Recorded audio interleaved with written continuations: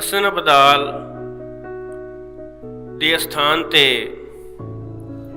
ਜਦੋਂ ਵਲੀ ਕੰਧਾਰੀ ਗੁਰੂ ਨਾਨਕ ਸਾਹਿਬ ਜੀ ਤਰਫ ਇੱਕ ਵੱਡਾ ਪੱਥਰ ਰੇੜਦਾ ਹੈ ਤੇ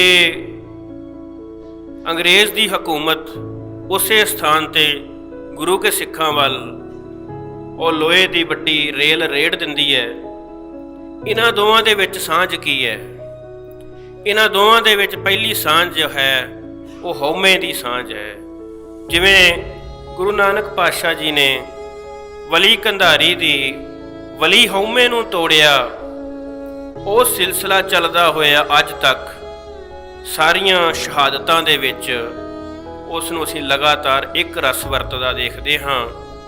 ਵਲੀ ਜੋ ਹੁੰਦਾ ਹੈ ਉਹ ਇਸਲਾਮ ਦੀ ਪਰੰਪਰਾ ਦੇ ਵਿੱਚ ਪੈਗੰਬਰ ਤੋਂ ਬਾਅਦ ਬਹੁਤ ਵੱਡਾ ਉੱਚਾ ਦਰਜਾ ਰੱਖਣ ਵਾਲੀ ਹਸਤੀ ਹੁੰਦਾ ਹੈ। ਜਦੋਂ ਮੁਸਲਮਾਨ ਭਰਾ ਗੁਰੂ ਨਾਨਕ ਸਾਹਿਬ ਨੂੰ ਸਾਂਝਾ ਦੱਸਣ ਦੀ ਕੋਸ਼ਿਸ਼ ਕਰਦੇ ਹਨ ਤਾਂ ਉਹ ਵੱਧ ਤੋਂ ਵੱਧ ਗੁਰੂ ਨਾਨਕ ਸਾਹਿਬ ਦਾ ਦਰਜਾ ਵਲੀ ਵਾਲਾ ਰੱਖਦੇ ਨੇ। ਉਹ ਗੁਰੂ ਨਾਨਕ ਸਾਹਿਬ ਦਾ ਦਰਜਾ ਹਜ਼ਰਤ ਮੁਹੰਮਦ ਸਾਹਿਬ ਦੇ ਬਰਾਬਰ ਕਦੇ ਨਹੀਂ ਕਰਦੇ, ਕਿਉਂਕਿ ਉਹਨਾਂ ਦੇ ਲਈ ਪੈਗੰਬਰ ਇੱਕ ਹੀ ਹੈ, ਆਖਰੀ ਪੈਗੰਬਰ ਹਜ਼ਰਤ ਮੁਹੰਮਦ ਸਾਹਿਬ ਨੇ। ਉਹ ਸੀਲ ਆਫ ਪ੍ਰੋਫਿਟਸ ਹੈ, ਉਸ ਤੋਂ ਬਾਅਦ ਕੋਈ ਹੋਰ ਪੈਗੰਬਰ ਨੇ ਨਹੀਂ ਆਉਣਾ। ਇਸ ਲਈ ਉਹ ਕਹਿੰਦੇ ਨੇ ਕਿ ਵਲੀ ਹੋਰ ਆ ਸਕਦੇ ਨੇ ਤੇ ਗੁਰੂ ਨਾਨਕ ਸਾਹਿਬ ਵਲੀ ਨੇ, ਤੇ ਵਲੀ ਉਹਨਾਂ ਦੇ ਲਈ ਬਹੁਤ ਉੱਚਾ ਦਰਜਾ ਰੱਖਦਾ ਹੈ ਪਰ ਪੈਗੰਬਰ ਤੋਂ ਥੱਲੇ ਰਹਿੰਦਾ ਹੈ। ਕੋਈ ਇਹਦਾ ਮਤਲਬ ਹੈ ਕਿ ਜੋ ਵਲੀ ਕੰਧਾਰੀ ਉੱਥੇ ਬੈਠਾ ਹੈ ਉਹ ਕੋਈ ਪੈਗੰਬਰ ਤੋਂ ਬਾਅਦ, ਜਿਵੇਂ ਪ੍ਰਧਾਨ ਮੰਤਰੀ ਤੋਂ ਬਾਅਦ ਉਪ ਪ੍ਰਧਾਨ ਮੰਤਰੀ ਹੁੰਦਾ ਹੈ, ਉਸ ਤਰ੍ਹਾਂ ਦਾ ਕੋਈ ਦੂਜੇ ਨੰਬਰ ਤੇ ਕੋਈ ਵੱਡੀ ਹਸਤੀ ਹੈ ਜੋ ਹਉਮੈ ਨਾਲ ਭਰੀ ਹੋਈ ਹੈ ਤੇ ਉਹ ਧਰਤੀ ਦੀਆਂ ਪਦਾਰਥਾਂ ਦੇ ਉੱਤੇ ਆਪਣਾ ਏਕਾਧਿਕਾਰ ਸਥਾਪਿਤ ਕਰਕੇ ਬੈਠਾ ਹੋਇਆ ਤੇ ਉਹ ਪਾਣੀ ਨਹੀਂ ਪੀਣ ਦੇ ਰਿਹਾ। ਭਾਈ ਮਰਦਾਨਾ ਜੀ, ਇਹ ਸਭ ਚੀਜ਼ਾਂ ਸਮਝਣ ਦੇ ਲਈ ਆਪਾਂ ਬਾਣੀ ਦਾ ਹੀ ਸਹਾਰਾ ਲੈਂਦੇ ਹਾਂ। ਬਾਣੀ ਦਾ ਬਚਨ ਹੈ, ਸੇ ਅੱਖੜੀਆਂ ਬਿਆਨ ਜਿਨ੍ਹਾਂ ਦਿਸੰਦੋ ਬਾਪਰੀ। ਉਹ ਅੱਖਾਂ ਹੋਰ ਨੇ ਜਿਨ੍ਹਾਂ ਨਾਲ ਮੇਰਾ ਪ੍ਰੀਤਮ ਦਿਸਦਾ ਹੈ।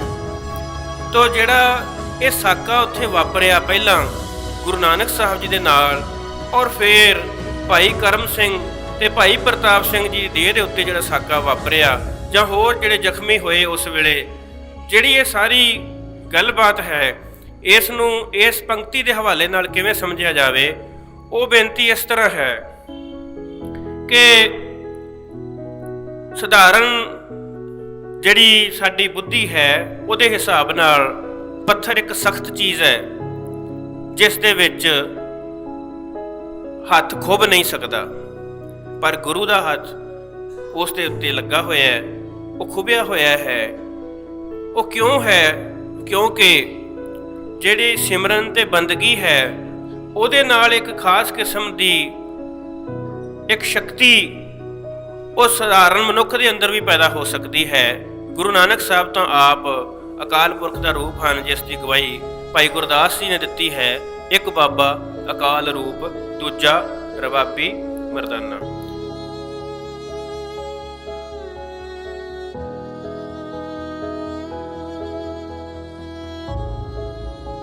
ਦੇ ਨਾਲ ਇੱਕ ਵੱਖਰੀ ਕਿਸਮ ਦੀ ਸਭਿਅਤਾ, ਇੱਕ ਵੱਖਰੀ ਕਿਸਮ ਦਾ ਸਿਰੜ ਸਿਦਕ ਆਉਂਦਾ ਹੈ, ਉਹ ਅਡੋਲਤਾ ਆਉਂਦੀ ਹੈ। ਜਿਵੇਂ ਭਾਈ ਸਾਹਿਬ ਨੇ ਕੀਰਤਨ ਦੇ ਵਿੱਚ ਸ਼ਬਦ ਪੜ੍ਹਿਆ ਕਿ ਛਾੜ ਰੇ ਮਨ, ਜਿਹੜਾ ਜਦੋਂ ਡਗਮਗ, ਜਿਹੜਾ ਉਹ ਡਗਮਗ ਛਾਟ ਦਿਓ। ਡਗਮਗ ਜਦੋਂ ਛੁੱਟ ਜਾਂਦੀ ਹੈ, ਜਦੋਂ ਮਨ ਦਾ ਡਾਵਾਂਡੋਲ ਹੋਣਾ ਛੁੱਟ ਜਾਂਦਾ ਹੈ ਤੇ ਮਨ ਕਿਸੇ ਟਿਕਾਅ ਦੇ ਵਿੱਚ ਆ ਜਾਂਦਾ ਹੈ, ਉਦੋਂ ਉਹਨੂੰ ਸੱਚ ਦਿਸਣਾ ਸ਼ੁਰੂ ਹੁੰਦਾ ਹੈ। ਵਲੀ ਕੰਧਾਰੀ ਦਾ ਪੱਥਰ ਤੇ ਜਿਹੜੀ ਇਹ ਰੇਲ ਹੈ, ਇਹਨੂੰ ਤੇ ਜਿਹੜਾ ਟੈਂਕ ਹੈ ਦਰਬਾਰ ਸਾਹਿਬ ਤੇ ਚੜ੍ਹ ਕੇ ਆਉਂਦਾ, ਉਹਨੂੰ ਅਸੀਂ ਇੱਕ ਧਾਰਾ ਵਿੱਚ ਰੱਖ ਕੇ ਵੇਖਦੇ ਹਾਂ ਤੇ ਇਹਨਾਂ ਤਿੰਨਾਂ ਦੇ ਸਾਹਮਣੇ ਖੜਾ ਹੋਇਆ ਸਿੱਖੀ ਦਾ ਸਿਦਕ ਤੇ ਸਿਰੜ ਦੇਖਦੇ ਹਾਂ ਤੇ ਗੱਲ ਹੋਰ ਤਰ੍ਹਾਂ ਸਮਝ ਆਉਂਦੀ ਹੈ।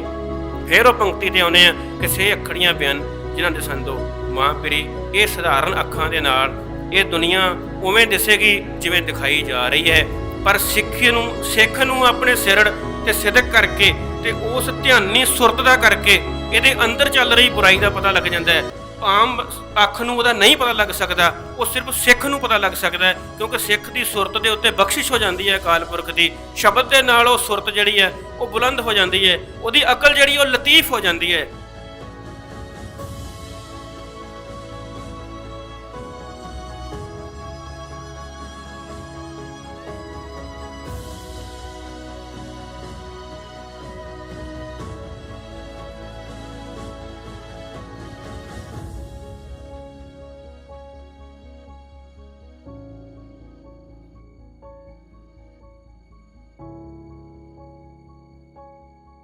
ਸਾਹਿਬ ਸ੍ਰੀ ਗੁਰੂ ਗ੍ਰੰਥ ਸਾਹਿਬ ਮਹਾਰਾਜ ਜੀ ਦੀ ਪਵਿੱਤਰ ਗੋਦ ਦਾ ਆਨੰਦ ਮਾਣ ਰਹੇ ਗੁਰੂ ਸਵਾਰਿਓ, ਗੱਜ ਕੇ ਆਖੋ ਵਾਹਿਗੁਰੂ ਜੀ ਕਾ ਖਾਲਸਾ, ਵਾਹਿਗੁਰੂ ਜੀ ਕੀ ਫਤਿਹ। ਡਾਕਟਰ ਗੁਰਪ੍ਰੀਤ ਸਿੰਘ ਹੋਰਾਂ ਦੇ ਉੱਪਰ ਗੁਰੂ ਮਹਾਰਾਜ ਦੀ ਬੜੀ ਬਖਸ਼ਿਸ਼ ਹੈ ਕਿ ਇਹਨਾਂ ਨੇ ਇਤਿਹਾਸ ਦੀ ਖੋਜ ਦਾ ਰਾਹ ਫੜਿਆ ਅਤੇ ਬੜੇ ਪਿਆਰ ਅਤੇ ਭਾਵ ਦੇ ਨਾਲ, ਭਾਵਨਾਵਾਂ ਨੂੰ ਨਾਲ ਤੁਰਦੇ ਹੋਏ ਉਹ ਸਾਰੇ ਇਤਿਹਾਸਕ ਸਾਕੇ ਦਾ ਚੰਗੀ ਖੂਬਸੂਰਤ ਬੋਲੀ ਵਿੱਚ ਵਰਣਨ ਕੀਤਾ।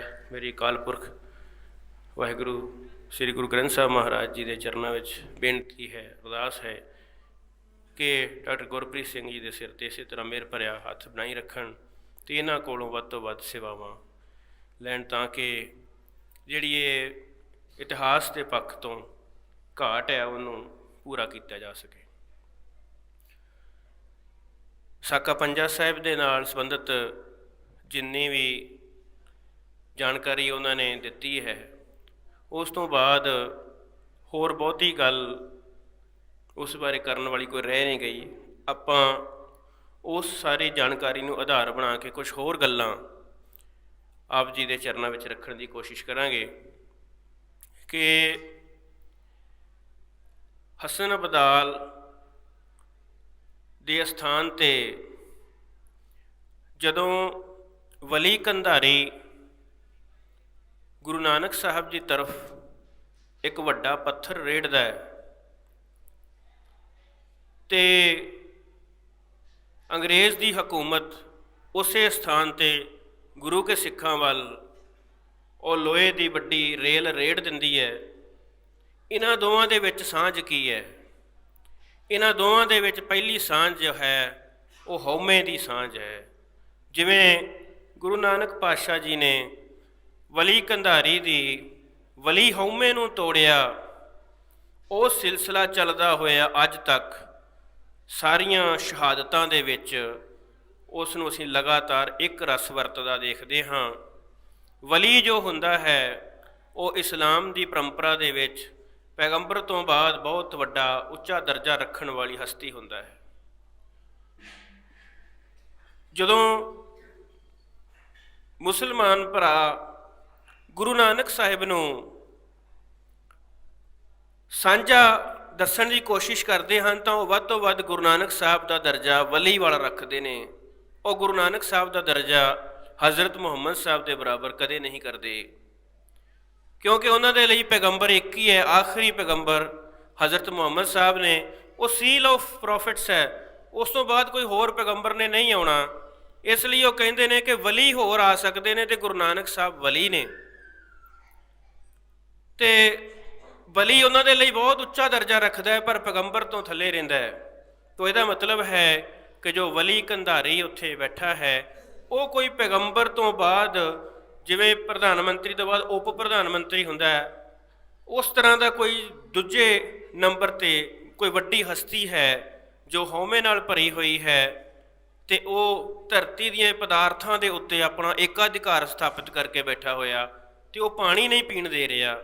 ਭਾਈ ਮਰਦਾਨਾ ਜੀ, ਇਹ ਸਭ ਚੀਜ਼ਾਂ ਸਮਝਣ ਦੇ ਲਈ ਆਪਾਂ ਬਾਣੀ ਦਾ ਹੀ ਸਹਾਰਾ ਲੈਂਦੇ ਹਾਂ।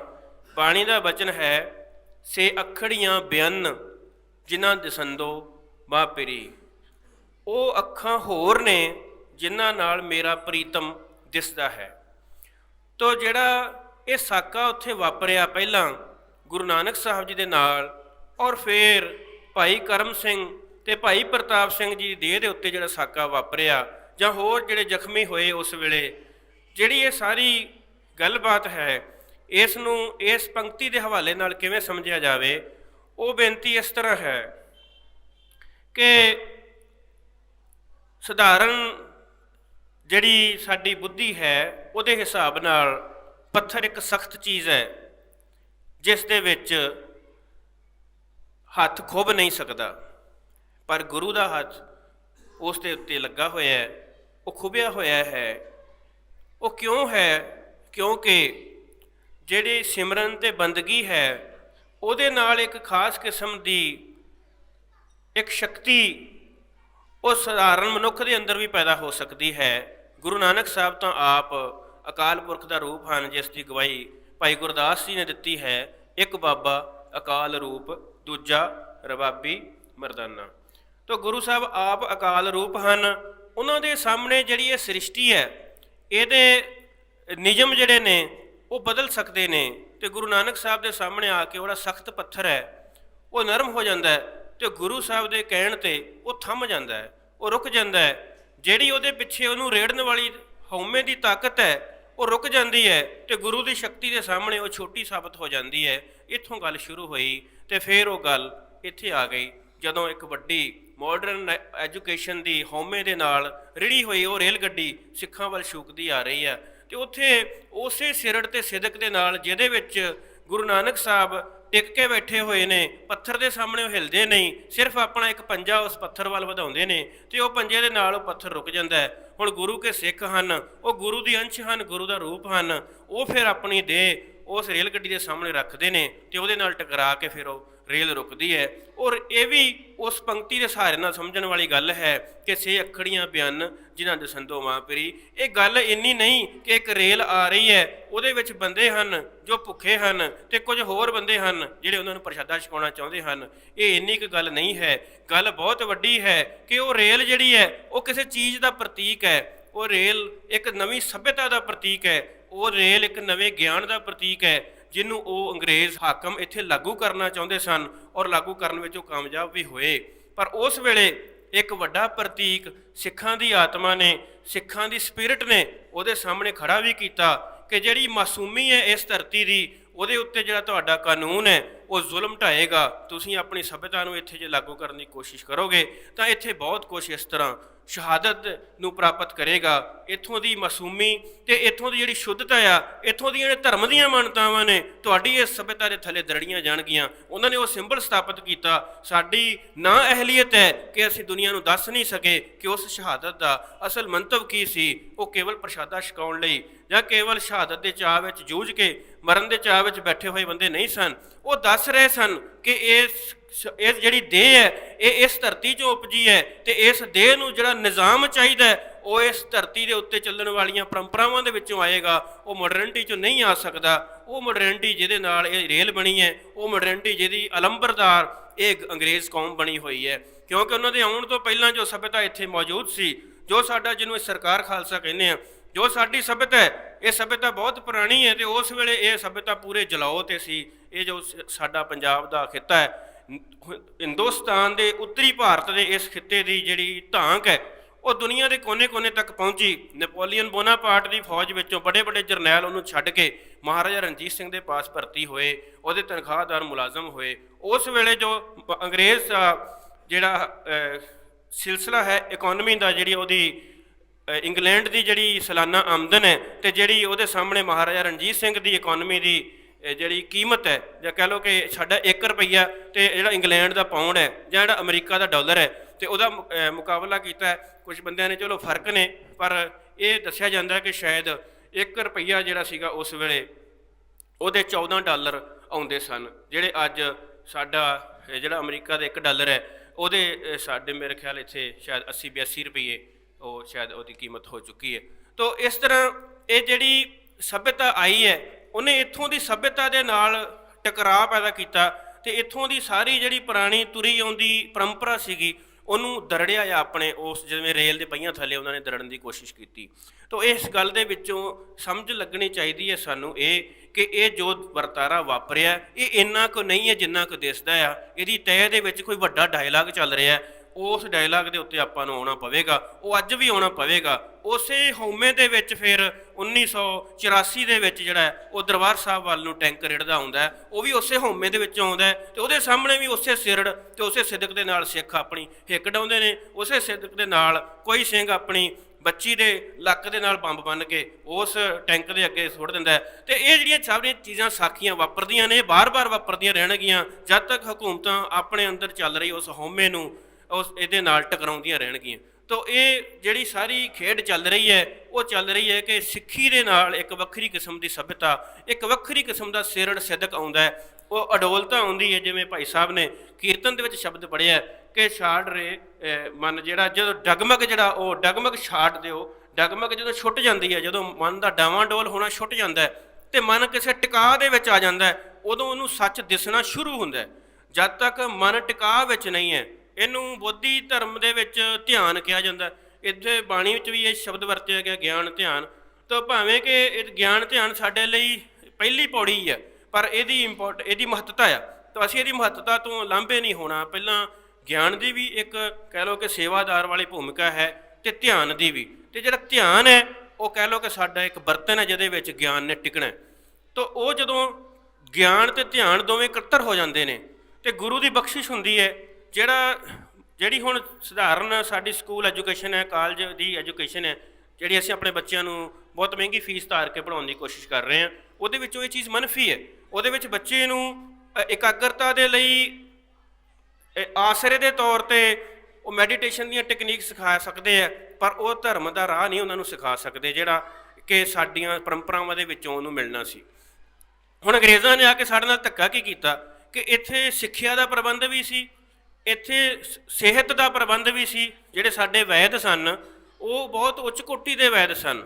ਉਹਨਾਂ ਨੇ ਜਿਹੜੀਆਂ ਦਵਾਈਆਂ ਬਣਾਈਆਂ, ਉਹਨਾਂ ਦਵਾਈਆਂ ਨੂੰ ਹੀ ਬਾਅਦ ਵਿੱਚੋਂ ਮਸ਼ੀਨਾਂ 'ਚੋਂ ਲੰਘਾ ਕੇ ਗੋਲੀਆਂ ਦੇ ਵਿੱਚ ਪੈਕ ਕੀਤਾ ਗਿਆ।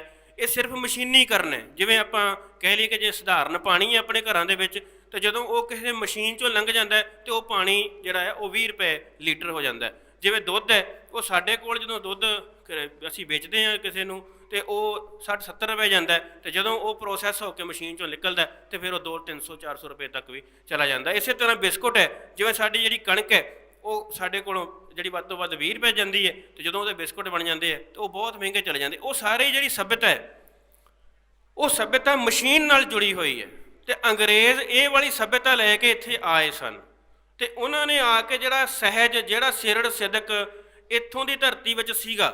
ਜਿਵੇਂ ਸਾਡੀ ਸੱਭਿਅਤਾ ਦੇ ਵਿੱਚ ਤੇਜ਼ੀ ਨਹੀਂ ਸੀ ਜਿਹੜੀ ਅੰਗਰੇਜ਼ਾਂ ਨੇ ਲੈ ਕੇ ਆਂਦੀ, ਨਾ ਹੀ ਆਵਾਜਾਈ ਦੇ ਵਿੱਚ ਤੇਜ਼ੀ ਸੀ, ਨਾ ਹੀ ਵਪਾਰ ਦਾ ਜਿਹੜਾ ਸਮਾਨ ਹੈ ਇੱਧਰ ਉੱਧਰ ਲੈ ਕੇ ਜਾਣ ਵਿੱਚ ਤੇਜ਼ੀ ਸੀ, ਨਾ ਹੀ ਸੁਭਾਅ ਵਿੱਚ ਤੇਜ਼ੀ ਸੀ। ਇਸਲਾਮ ਵੀ ਮੰਨਦਾ ਕਿ ਜਿਹੜੀ ਕਾਹਲੀ ਹੈ, ਤੇਜ਼ੀ ਹੈ, ਚਲਾਕੀ ਹੈ, ਇਹ ਸ਼ੈਤਾਨ ਦਾ ਕੰਮ ਹੈ, ਤੇ ਸਿੱਖੀ ਵੀ ਇਹ ਮੰਨਦੀ ਹੈ। ਤਾਂ ਕੁਝ ਗੱਲਾਂ ਦੀ ਇਹਨਾਂ ਦੇ ਵਿੱਚ ਸਾਂਝ ਵੀ ਹੈ। ਤਾਂ ਇਹਨਾਂ ਨੇ ਉਹਨੂੰ, ਉਸ ਸਹਿਜ ਨੂੰ ਆ ਕੇ ਤੋੜਿਆ ਤੇ ਉਹਦੇ ਨਾਲ ਜਿਹੜਾ ਸੰਚਾਰ ਆ ਉਹਦੇ ਸਾਧਨਾਂ ਨੂੰ ਜੋੜ ਕੇ ਸਪੀਡ ਨੂੰ ਵਧਾ ਦਿੱਤਾ। ਜਿਵੇਂ ਇਹ ਜਿਹੜੀ ਰੇਲ ਹੈ, ਇਹ ਸਮਾਨ ਦੀ ਆਵਾਜਾਈ ਜਾਂ ਸਾਡੇ ਸਫ਼ਰ ਦੀ ਸਪੀਡ ਨੂੰ ਵਧਾਉਂਦੀ ਹੈ। ਇਸੇ ਤਰ੍ਹਾਂ ਜਿਹੜਾ ਡਾਕ ਆ, ਤਾਰ ਆ, ਟੈਲੀਫੋਨ ਆ ਗਿਆ, ਬਾਅਦ ਚੋਂ ਮੋਬਾਈਲ ਆ ਗਿਆ, ਹੋਰ ਚੀਜ਼ਾਂ ਆ ਗਈਆਂ, ਟੈਲੀਵਿਜ਼ਨ ਆ ਗਿਆ, ਰੇਡੀਓ ਆਇਆ ਪਹਿਲਾਂ, ਫਿਰ ਟੈਲੀਵਿਜ਼ਨ ਆ ਗਿਆ, ਹੁਣ ਇੰਟਰਨੈਟ ਆ ਗਿਆ। ਤਾਂ ਇਹਨਾਂ ਚੀਜ਼ਾਂ ਨੇ ਜ਼ਿੰਦਗੀ ਦੇ ਵਿੱਚ ਜਿਹੜਾ ਸਹਿਜ ਆ, ਸੰਤੋਖ ਆ, ਉਹਨੂੰ ਖਤਮ ਕੀਤਾ। ਹੁਣ ਇਹ ਇੱਕ ਸੱਭਿਅਤਾ ਆ, ਤੇ ਸੱਭਿਅਤਾ, ਇਹ ਸਾਰੀ ਸੱਭਿਅਤਾ ਸਾਡੀ ਇੱਥੋਂ ਵਾਲੀ ਜਿਹੜੀ ਮੁੱਢਲੀ ਸੱਭਿਅਤਾ ਸੀਗੀ, ਉਸ ਸੱਭਿਅਤਾ ਨੂੰ ਦਰੜ ਕੇ ਸਥਾਪਿਤ ਕੀਤੀ ਹੋਈ ਨਵੀਂ ਸੱਭਿਅਤਾ ਹੈ, ਜਿਹਨੂੰ ਆਪਾਂ ਆਧੁਨਿਕਤਾ, ਮਾਡਰਨਿਟੀ ਕਹਿੰਦੇ। ਤਾਂ ਇਹ ਜਿਹੜਾ ਟਕਰਾਅ ਆ ਪੰਜਾ ਸਾਹਿਬ ਦੇ ਸਥਾਨ 'ਤੇ ਵਾਪਰਿਆ ਦੂਸਰੀ ਵਾਰ। ਪਹਿਲੀ ਵਾਰ ਇਹ ਵਾਪਰਿਆ ਜਦੋਂ ਇਸਲਾਮ ਨੇ ਆਪਣੀ ਸੱਭਿਅਤਾ ਇੱਥੇ ਫੈਲਾਉਣੀ ਸ਼ੁਰੂ ਕੀਤੀ, ਤੇ ਉਹਦੇ ਵਿੱਚ ਜਿਹੜਾ ਨੁਕਸ ਸੀਗਾ, ਉਹਦੇ ਵਿੱਚ ਜਿਹੜੀ ਘਾਟ ਸੀਗੀ, ਉਹਦੇ ਵਿੱਚ ਜਿਹੜੇ ਹਉਮੈ ਦੇ ਗੜ੍ਹ ਸੀਗੇ, ਉਹਨਾਂ ਨੂੰ ਤੋੜਨ ਵਾਸਤੇ ਗੁਰੂ ਨਾਨਕ ਸਾਹਿਬ ਨੇ ਪੰਜੇ ਨੂੰ ਥੰਮਿਆ। ਤੇ ਉਸ ਤੋਂ ਬਾਅਦ ਜਦੋਂ ਦੂਜੀ ਵਾਰ ਇੱਥੇ ਉਸੇ ਹੀ ਇਸਲਾਮਿਕ ਪਰੰਪਰਾ ਦੇ ਇੱਕ ਹੋਰ ਭਾਈਵਾਲ, ਜਿਹਦੀ ਜੜ ਜਿਹੜੀ ਹੈ ਉਸੇ ਹੀ ਧਰਤੀ ਤੇ ਸੈਮਿਟਿਕ ਟ੍ਰੈਡੀਸ਼ਨ ਵਿੱਚ ਪਈ ਹੋਈ ਹੈ, ਜਿੱਥੋਂ ਇਸਲਾਮ ਪੈਦਾ ਹੋ ਕੇ ਆਇਆ, ਤਾਂ ਉਹਦੇ ਨਾਲ ਫਿਰ ਸਿੱਖੀ ਦਾ ਟਕਰਾਅ ਹੁੰਦਾ। ਤੇ ਤੀਜੀ ਵਾਰੀ ਫਿਰ 1984 ਦੇ ਵਿੱਚ ਦਰਬਾਰ ਸਾਹਿਬ ਦੇ ਵਿੱਚ ਟਕਰਾਅ ਹੁੰਦਾ, ਜਦੋਂ ਟੈਂਕਾਂ ਦੇ ਅੱਗੇ ਸਿੱਖ ਖੜ੍ਹਦੇ ਆ। ਤਾਂ ਇਹ ਤਿੰਨਾਂ ਸੱਭਿਅਤਾਵਾਂ ਦੇ ਵਿੱਚ ਜਿਹੜੀ ਚੀਜ਼ ਸਾਂਝੀ ਕੰਮ ਕਰ ਰਹੀ ਹੈ, ਉਹ ਹਉਮੈ ਕੰਮ ਕਰ ਰਹੀ ਹੈ, ਜਾਂ ਇੱਥੋਂ ਦੀ ਸੱਭਿਅਤਾ ਨੂੰ ਬਦਲਣ ਦੀ ਕੋਸ਼ਿਸ਼ ਕੀਤੀ ਜਾਂਦੀ ਹੈ ਜਦੋਂ, ਉਦੋਂ ਫਿਰ ਇੱਥੋਂ ਦੀ ਸੱਭਿਅਤਾ ਜਿਹੜੀ ਹੈ ਉਹ ਸਿੱਖੀ ਦੇ ਆਸਰੇ ਦੇ ਨਾਲ ਉਸ ਜ਼ੁਲਮ ਦੇ ਸਾਹਮਣੇ, ਉਹਦੀਆਂ ਵੱਡੀਆਂ ਸ਼ਕਤੀਆਂ ਦੇ ਸਾਹਮਣੇ ਆਪਣੀ ਹਿੱਕ ਨੂੰ ਉਡਾਉਂਦੀ ਹੈ। ਤਾਂ ਇਸ ਤਰ੍ਹਾਂ ਅਸੀਂ ਸਮਝ ਸਕਦੇ ਹਾਂ ਕਿ ਜੋ ਇਹ ਦਿਸਦਾ ਆ, ਇਹਦੇ ਥੱਲੇ ਬਹੁਤ ਡੂੰਘੀ ਹੋਰ ਇੱਕ ਕਾਰਨਾਂ ਦੀ ਲੜੀ ਪਈ ਹੋਈ ਹੈ। ਉਹਨੂੰ ਸਮਝਣ ਦੇ ਲਈ ਸਾਨੂੰ ਯਤਨ ਕਰਨੇ ਚਾਹੀਦੇ, ਅਤੇ ਵੱਧ ਤੋਂ ਵੱਧ ਉਹਦੇ 'ਤੇ ਚਰਚਾ ਚਲਾਉਣੀ ਚਾਹੀਦੀ ਹੈ। ਭਾਵੇਂ ਕਿ ਆਪਾਂ ਅੱਜ ਦੀ ਇਸ ਜਿਹੜੀ ਆਪਾਂ ਕਰ ਰਹੇ ਹਾਂ ਵਿਆਖਿਆ, ਇਹਦੇ ਵਿੱਚ ਸੀਮਤ ਸਮਾਂ ਹੋਣ ਕਰਕੇ ਇੱਕ ਨੁਕਤਾ ਹੀ ਵਿਚਾਰਿਆ ਹੈ। ਉਹ ਨੁਕਤਾ ਹੈ ਜਿਹੜਾ, ਉਹ ਹੈ ਕਿ ਇਹ ਦੋ ਸੱਭਿਅਤਾਵਾਂ ਦਾ ਭੇੜ ਹੈ।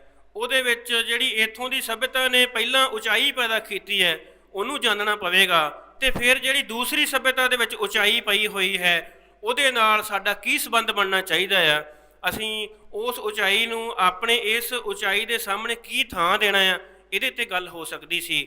ਪਰ ਗੁਲਾਮੀ ਕੀ ਹੁੰਦੀ ਹੈ? ਗੁਲਾਮੀ ਇਹ ਹੁੰਦੀ ਹੈ ਕਿ ਕੋਈ ਤੁਹਾਡੀ ਸੱਭਿਅਤਾ ਦੀ ਉੱਚੀ ਕੀਮਤ ਨੂੰ ਜਦੋਂ ਦਰੜ ਦਿੰਦਾ ਹੈ ਆਪਣੇ ਉਸ ਭਾਰੀ ਭਰਕਮ ਰੇਲ ਜਾਂ ਟੈਂਕ ਦੇ ਪਹੀਆਂ ਦੇ ਥੱਲੇ, ਤਾਂ ਫਿਰ ਇਸ ਨੂੰ ਗੁਲਾਮੀ ਕਿਹਾ ਜਾਂਦਾ ਹੈ ਕਿ ਤੁਹਾਡੀਆਂ ਕੀਮਤਾਂ ਦਾ, ਤੁਹਾਡੀਆਂ ਉਹਨਾਂ ਉੱਚੀਆਂ ਜਿਹੜੀਆਂ ਛਾਨਾਂ ਨੇ ਉਹਨਾਂ ਦੀ ਕੋਈ ਕੀਮਤ ਨਹੀਂ ਪੈਂਦੀ ਉਹਨਾਂ ਦੇ ਸਾਹਮਣੇ, ਤੇ ਉਹਨਾਂ ਨੂੰ ਥੱਲੇ ਦਰੜਿਆ ਜਾ ਰਿਹਾ ਹੁੰਦਾ। ਬਸ ਇਹੋ ਹੀ ਗੁਲਾਮੀ ਹੁੰਦੀ ਹੈ। ਤਾਂ ਇਹਦੇ ਵਿੱਚੋਂ ਨਿਕਲਣ ਦੇ ਲਈ ਸਾਨੂੰ ਸੰਘਰਸ਼ ਕਰਨਾ ਪੈਂਦਾ, ਤੇ ਉਸ ਸੰਘਰਸ਼ ਦੇ ਵਿੱਚੋਂ ਜਿਹੜੀਆਂ ਸਾਡੇ ਕੋਲ ਵੱਡੀਆਂ ਨਿਆਮਤਾਂ ਆਉਂਦੀਆਂ ਨੇ, ਅਸੀਂ ਸੰਘਰਸ਼ ਲੜਿਆ, ਉਹ ਸੰਘਰਸ਼ ਅਜੇ ਵੀ ਜਾਰੀ ਹੈ। ਕਿਸੇ ਹੱਦ ਤੱਕ ਚੀਜ਼ਾਂ ਨੂੰ ਪੋਸਟਪੋਨ ਕਰਨਾ ਪੈਂਦਾ। ਇਹ ਗੱਲ ਹੀਗਲ ਵੀ ਕਹਿੰਦਾ ਕਿ ਜਦੋਂ ਤਕੜਾ ਜਿਹੜਾ ਆ ਉਹ ਇੰਨੀ ਤਕੜਾਈ ਵਿੱਚ ਆ ਜਾਵੇ ਕਿ ਉਹਦੇ 'ਚ ਜਿਹੜੀ ਆਪਣੀ ਲੜਾਈ ਨੂੰ ਜਾਰੀ ਰੱਖਣ ਵਾਸਤੇ ਕਈ ਵਾਰੀ ਉਸ ਲੜਾਈ ਨੂੰ ਪੋਸਟਪੋਨ ਕਰਨਾ ਪੈਂਦਾ। ਤਾਂ ਅਸੀਂ ਥੋੜ੍ਹਾ ਚਿਰ ਲਈ ਆਪਣੀ ਲੜਾਈ ਪੋਸਟਪੋਨ ਕੀਤੀ ਹੋਈ ਹੈ ਤਾਂ ਕਿ ਅਸੀਂ ਕਪੈਸਿਟੀ ਬਿਲਡਿੰਗ ਕਰ ਸਕੀਏ। ਅਤੇ ਉਸ ਕਪੈਸਿਟੀ ਬਿਲਡਿੰਗ ਦੇ ਵਿੱਚ ਇਹ ਸਾਰਾ ਕੁਛ ਆਉਂਦਾ, ਜਿਹਦੇ ਵਿੱਚ ਦੇਗ ਤੇਗ ਫਤਿਹ ਹੈ। ਤਾਂ ਦੇਗ ਤੇਗ ਫਤਿਹ ਜਿਹੜੀ ਹੈ ਉਹ ਸ਼ਸਤਰ ਦੇ ਨਾਲ ਤੇ ਫਤਿਹ ਹੈ, ਤਾਂ ਜਿਹੜੀ ਦੇਗ ਦੀ ਫਤਿਹ ਹੈ ਉਹ ਸਾਰਾ ਇਸ ਤਰ੍ਹਾਂ ਦਾ ਜਿਹੜਾ ਗਿਆਨ ਹੈ ਉਹਦੀ ਫਤਿਹ ਨੂੰ ਆਪਾਂ ਦੇਗ ਤੇਗ ਫਤਿਹ ਕਹਿੰਦੇ ਹਾਂ। ਤਾਂ ਇਸ ਜਿਹੜੀ ਇਹ ਸਾਖੀ ਵਾਪਰੀ ਹੈ ਜਿਹਦੇ ਵਿੱਚ ਭਾਈ ਕਰਮ ਸਿੰਘ ਤੇ ਭਾਈ ਪ੍ਰਤਾਪ ਸਿੰਘ ਦੀ ਸ਼ਹਾਦਤ ਹੁੰਦੀ ਹੈ, ਇਸ ਸਾਖੀ ਦੇ ਥੱਲੇ ਜਿਹੜੀ ਗੱਲ ਪਈ ਹੋਈ ਆ, ਜਿਹੜੀ ਸਮਝਣ ਵਾਲੀ ਗੱਲ ਹੈ, ਉਹ ਇਹ ਹੈ ਕਿ ਜਦੋਂ ਇੱਥੋਂ ਦੀ ਸੱਭਿਅਤਾ ਇੰਨੀ ਉੱਚੀ ਸੱਭਿਅਤਾ ਆ ਕਿ ਸਾਡੇ ਜਿਹੜੇ ਸਿੰਧੂ ਘਾਟੀ ਦੇ ਪੁਰਾਣੇ ਸ਼ਹਿਰ ਮਿਲੇ ਆ ਉਹਨਾਂ ਦੀ ਉਮਰ 5000 ਸਾਲ ਹੈ, ਅਤੇ ਜਿਹੜੇ ਅੰਗਰੇਜ਼ ਦੇ ਵੱਧ ਤੋਂ ਵੱਧ ਪੁਰਾਣੇ ਸ਼ਹਿਰ ਮਿਲੇ ਆ ਉਹਨਾਂ ਦੀ ਉਮਰ ਵੱਧ ਤੋਂ ਵੱਧ 700 800 ਜਾਂ 1000 ਸਾਲ ਅਤੇ 2000 ਸਾਲ ਤੱਕ। 2000 ਸਾਲ ਤੋਂ ਪੁਰਾਣੀ ਉਹਨਾਂ ਦੇ ਕੋਲ ਕੋਈ ਚੀਜ਼ ਨਹੀਂ। ਅੰਗਰੇਜ਼ੀ ਭਾਸ਼ਾ ਅਤੇ ਪੰਜਾਬੀ ਦੀ ਗੱਲ ਕਰ ਲਓ ਤਾਂ ਜਿਹੜੀ ਅੰਗਰੇਜ਼ੀ ਭਾਸ਼ਾ ਹੈ ਉਹਦੀ ਉਮਰ ਵੀ 600-700 ਸਾਲ ਹੈ, ਅਤੇ ਜਿਹੜੀ ਸਾਡੀ ਪਰੰਪਰਾ ਹੈ, ਜਿਹੜੀ ਗੁਰਮੁਖੀ ਲਿਪੀ ਗੁਰੂ ਅੰਗਦ ਪਾਤਸ਼ਾਹ ਜੀ ਮਹਾਰਾਜ ਨੇ ਸਾਨੂੰ ਬਣਾ ਕੇ ਦਿੱਤੀ ਹੈ, ਉਹਦੇ ਵਿੱਚ ਜਿੰਨੀਆਂ ਵੀ ਬੋਲੀਆਂ ਨੂੰ ਬੰਨ੍ਹਿਆ ਗਿਆ, ਉਹਨਾਂ ਭਾਸ਼ਾਵਾਂ ਦੇ ਇਤਿਹਾਸ ਵੱਲ ਜਾਈਏ ਤਾਂ ਉਹ ਬੋਲੀ ਦੇ ਤੌਰ 'ਤੇ ਜਿਹੜੇ ਨੇ ਉਹ 5-5 ਹਜ਼ਾਰ ਸਾਲ 7-7 ਹਜ਼ਾਰ ਸਾਲ ਪਿੱਛੇ ਤੱਕ ਜਾਂਦੇ ਨੇ। ਭਾਵ ਕਿ ਜਿਹੜੀ ਸਾਡੀ ਬੋਲੀ ਹੈ ਇਹ ਵੀ ਉਹਨਾਂ ਨਾਲੋਂ ਪੁਰਾਣੀ ਹੈ, ਸਾਡੀ ਸੱਭਿਅਤਾ ਉਹਨਾਂ ਨਾਲੋਂ ਵਿਕਸਿਤ ਹੈ। ਜਿਹੜੀ ਇਲਾਜ ਦੀ ਪ੍ਰਣਾਲੀ ਹੈ ਉਹਦੇ ਪਿੱਛੇ ਜਾ ਕੇ ਦੇਖੋ, ਜਿਹੜਾ ਆਯੁਰਵੇਦ ਹੈ, ਭਾਵੇਂ ਬ੍ਰਾਹਮਣ ਹੁਣ ਉੱਤੇ ਕਬਜ਼ਾ ਕਰਨ ਨੂੰ ਫਿਰਦਾ ਅਤੇ ਉਹ ਨਵੇਂ ਬੱਚਿਆਂ ਨੂੰ ਇਹੋ ਹੀ ਪੜ੍ਹਾ ਰਿਹਾ ਹੈ ਕਿ ਬ੍ਰਾਹਮਣੀ ਸੱਭਿਅਤਾ ਹੈ, ਉਹ ਬਿਲਕੁਲ ਬ੍ਰਾਹਮਣੀ ਸੱਭਿਅਤਾ ਨਹੀਂ ਹੈ। ਉਹ ਇੱਥੋਂ ਦੇ ਮੂਲ ਵਾਸੀਆਂ ਦਾ ਇਹ ਜਿਹੜਾ ਆ ਉਹ ਗ੍ਰੰਥ ਹੈ। ਜਿਵੇਂ ਅਸੀਂ ਦੇਖਦੇ ਹਾਂ ਕਿ ਜਿੰਨੀ ਸਾਡੇ ਜਿਹੜੇ ਚਿਕਿਤਸਾ ਨਾਲ ਜੁੜੇ ਹੋਏ ਜਿਹੜੇ ਬਰਾਦਰੀਆਂ ਦੇ ਵਿੱਚ ਤੁਸੀਂ ਦੇਖੋ, ਉਹ ਸਾਰੀਆਂ ਬਰਾਦਰੀਆਂ ਗੈਰ ਬ੍ਰਾਹਮਣ ਹਨ। ਜਿਵੇਂ ਦਾਈ ਦਾ ਕੰਮ ਕਰਨ ਵਾਲੀਆਂ ਸਾਡੀਆਂ ਮਾਈਆਂ ਨੇ ਜਿਹੜੀਆਂ ਪਿੰਡਾਂ ਦੇ ਵਿੱਚ, ਉਹ ਗੈਰ ਬ੍ਰਾਹਮਣ ਹੋਣਗੀਆਂ। ਲੱਤਾਂ ਬਾਹਾਂ ਬੰਨ੍ਹਣ ਵਾਲੇ ਬੰਦੇ ਗੈਰ ਬ੍ਰਾਹਮਣ ਹੋਣਗੇ। ਜਿਹੜੇ ਹੋਰ ਚਮੜੀ ਦੀ ਦਵਾਈ ਦੇਣ ਵਾਲੇ ਗੈਰ ਬ੍ਰਾਹਮਣ ਹੋਣਗੇ। ਇਸ ਤਰ੍ਹਾਂ ਦੀਆਂ ਬਹੁਤ ਸਾਰੀਆਂ ਚਿਕਿਤਸਾ ਦੀਆਂ ਪ੍ਰਣਾਲੀਆਂ ਨੇ ਜਿਹੜੀਆਂ ਗੈਰ ਬ੍ਰਾਹਮਣੀ ਹਨ। ਉਹ ਇੱਥੋਂ ਦੇ ਮੂਲ ਵਾਸੀਆਂ ਦਾ ਗ੍ਰੰਥ ਸੀਗਾ ਆਯੁਰਵੇਦ, ਜਿਹਨੂੰ ਪੰਜਵਾਂ ਵੇਦ ਕਹਿ ਕੇ ਉਹਨਾਂ ਨੇ ਆਪਣੀ ਸੱਭਿਅਤਾ ਵਿੱਚ ਜੋੜਨ ਦੀ ਕੋਸ਼ਿਸ਼ ਕੀਤੀ, ਜਿਹਦੇ ਨੁਮਾਇੰਦੇ ਟੈਂਕ ਲੈ ਕੇ ਦਰਬਾਰ ਸਾਹਿਬ 'ਤੇ ਚੜ੍ਹੇ ਸਨ 1984 ਦੇ ਵਿੱਚ। ਤਾਂ ਇਹ ਸਾਰੀਆਂ ਚੀਜ਼ਾਂ ਨੂੰ ਸਮਝਣ ਦੀ ਲੋੜ ਹੈ ਕਿ ਸਾਡੀ ਸੱਭਿਅਤਾ ਹੈ ਕੀ। ਗੰਗਾ ਜਮਨਾ ਤੋਂ ਇੱਧਰ ਜਿਹੜੀ ਸੱਭਿਅਤਾ ਹੈ, ਇਹ ਜਿਹੜੀ ਪਰੇ ਦਰਾ ਖੈਬਰ ਤੱਕ ਜਾਂਦੀ ਹੈ, ਸਾਡੀ ਸੱਭਿਅਤਾ ਇਸ ਖਿੱਤੇ ਦੀ ਸਾਰੀ ਸੱਭਿਅਤਾ ਹੈ। ਇਹਦੇ ਵਿੱਚ ਉਚਾਈਆਂ ਕੀ ਨੇ? ਅਤੇ ਜਦੋਂ ਹਿੰਦੁਸਤਾਨ ਦੇ ਵਿੱਚ ਅੰਗਰੇਜ਼ ਦਾ ਰਾਜ ਹੋ ਗਿਆ ਅਤੇ ਅਸੀਂ ਉਹਨਾਂ ਦੇ ਉਸ ਪ੍ਰਭਾਵ ਤੋਂ ਕਿਵੇਂ ਬਚੇ ਰਹੇ? ਕਿਹੜੀ ਉਹ ਐਸੀ ਸ਼ਕਤੀ ਸੀ ਜਿਹਦੇ ਕਰਕੇ ਸਾਰਾ ਹਿੰਦੁਸਤਾਨ ਗੁਲਾਮ ਹੋ ਗਿਆ ਪਰ ਸਿੱਖ ਉਹਦੇ ਗੁਲਾਮ ਨਹੀਂ ਹੋਏ? ਜਦ ਤੱਕ ਮਹਾਰਾਜਾ ਰਣਜੀਤ ਸਿੰਘ ਸ਼ੇਰੇ ਪੰਜਾਬ ਅੱਖਾਂ ਨਹੀਂ ਮੀਟ ਗਿਆ, ਉਸ ਤੋਂ ਬਾਅਦ ਵੀ 10 ਸਾਲ ਲੱਗੇ ਅੰਗਰੇਜ਼ ਨੂੰ ਆਪਣੇ ਉਸ ਦਬਦਬੇ ਨੂੰ ਇੱਥੇ ਬਣਾਉਣ ਦੇ ਲਈ। ਤਾਂ ਭਾਵੇਂ ਉਹਨਾਂ ਨੇ ਬਾਅਦ 'ਚੋਂ ਦਬਦਬਾ ਬਣਾ ਲਿਆ ਅਤੇ ਅਸੀਂ ਉਸ ਦਬਦਬੇ ਦੇ ਅਧੀਨ ਹੋਰ ਬਹੁਤ ਕੁਛ ਆਪਣਾ ਗਵਾ ਲਿਆ, ਪਰ ਸਾਨੂੰ ਇਹ ਸਮਝਣ ਦੀ ਲੋੜ ਹੈ ਕਿ ਉਹ ਸਾਡੀ ਸੱਭਿਅਤਾ ਦੇ ਵਿੱਚ ਕਿੰਨੀਆਂ ਉਚਾਈਆਂ ਪਈਆਂ ਸਨ। ਕੀ ਸਾਡੇ ਕੋਲ ਉਸ ਵੇਲੇ ਹਥਿਆਰ ਬਣਾਉਣ ਦੀ ਤਕਨੀਕ ਨਹੀਂ ਸੀ? ਕਿੰਨੀ ਜ਼ਬਰਦਸਤ ਗੱਲ ਜਿਹੜੀ ਹੈ ਉਹ ਸਿੱਖਾਂ ਬਾਰੇ ਲਿਖੀ ਗਈ ਕਿ ਸਿੱਖਾਂ ਦੀ ਜਿਹੜੀ ਬੰਦੂਕ ਹੈ ਉਹਦਾ ਨਿਸ਼ਾਨਾ ਦੁਨੀਆ ਵਿੱਚ ਉਹ ਕਿਸੇ ਨਾਲ ਕੋਈ ਉਹਦਾ ਸਾਨੀ ਨਹੀਂ ਹੈ, ਉਹਦਾ ਮੁਕਾਬਲਾ ਨਹੀਂ ਹੈ। ਉਹ ਕਿਸੇ ਨੇ ਇਤਿਹਾਸਕਾਰ ਨੇ, ਸ਼ਾਇਦ ਖਾਫੀ ਖਾਨ ਨੇ ਲਿਖਿਆ ਕਿ ਇਹ ਬੰਦੂਕ ਸ਼ਾਇਦ ਲੁਕਮਾਨ ਨੇ ਬਣਾਈ ਹੋਵੇ, ਪਰ ਇਸ ਨੂੰ ਚਲਾਉਣ ਦਾ ਵੱਲ ਜਿਹੜਾ ਉਹ ਸਿੱਖਾਂ ਤੋਂ ਵੱਧ ਹੋਰ ਕਿਸੇ ਨੂੰ ਨਹੀਂ ਆਉਂਦਾ। ਕਿ ਸਾਡੇ ਕੋਲ ਉਹ ਟੈਕਨੋਲੋਜੀ ਉਸ ਵੇਲੇ ਜਿਹੜੀ ਸੀਗੀ ਲੇਟੈਸਟ ਉਹ ਨਹੀਂ ਸੀ, ਉਹ ਸਾਰਾ ਕੁਝ ਸਾਡੇ ਕੋਲ ਸੀ।